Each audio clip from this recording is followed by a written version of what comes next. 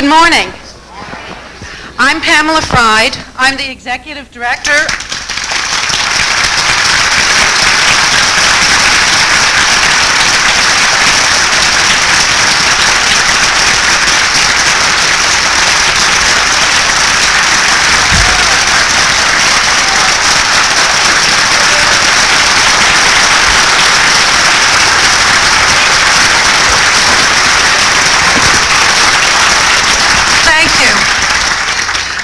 Thank you. I am also overwhelmed. I want to welcome all of you here. We have many families. We have people who are former patients. We have therapists. We have lawyers. We have many members from the press. I want to welcome all of you. This is a very significant event for us. The fact that Johns Hopkins is the first institution to recognize the problem that families have been trying to call attention to for the past 3 years. It's a very great deal in terms of getting us to solve the problem.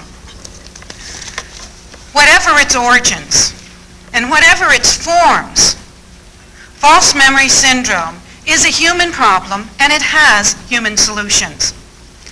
It is a problem that in no way denies the very real existence of child sexual abuse. It is a parallel problem. We can have lots of problems in this world. The significance of the FMS problem has been reflected in the very quick response to some of the issues that we've raised by the American Psychiatric Association, the American Medical Association, the American Psychological Association, the National Association of Social Workers, the American Society of Clinical Hypnosis, all of which have been struggling to provide some guidelines in the area of concern. Surely, there must be agreement among reasonable people that everyone is going to benefit if we have social policies and mental health practices that encourage true victims to come forth and discourage false allegations. The False Memory Syndrome Foundation has been contacted by more than 15,000 people who have reported that this problem has happened in their family. We've just begun to look at how many people in a family might be reflected. And thanks to an engineer from Washington who began to put together from 4 families, I'll just show you 3, how this runs through a family and how many people can be affected. Just look, here's one family where 54 people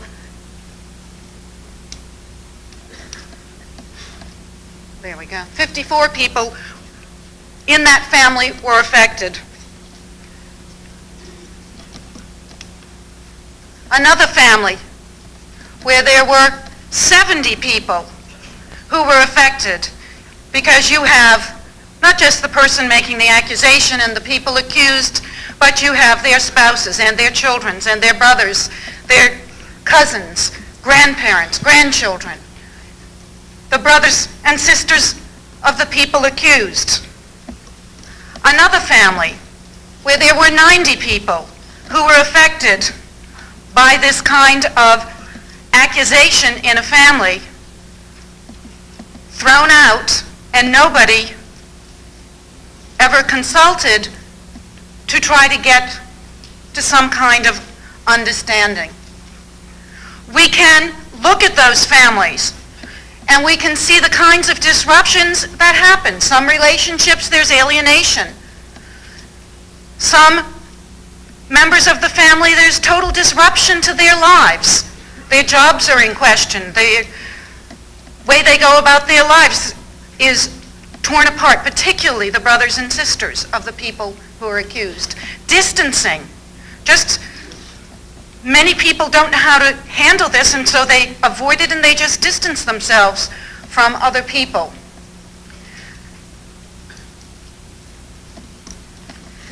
Many people can be affected. And it isn't just in this country. We welcome today representatives from the false memory societies that have formed in England, in the Netherlands, in New Zealand, and Australia. In addition, the Foundation has been contacted by people from South America, Central America, Africa, and Asia. So the scope of the problem is really worldwide. When the FMS Foundation first started in March of 1992, the people who contacted us asked, how can I reach my children? I'm trying to reach my child. What can I do?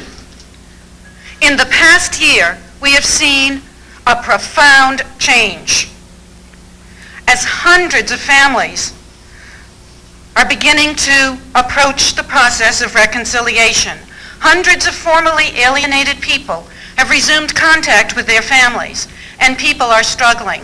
And the question people ask now is, what can we do? How can we work to get on with our lives? The problem of FMS has been recognized. It's now time for all of us to work together, families, professionals, the legal situation, to solve or to work towards solving this problem. This conference is a turning point in this effort.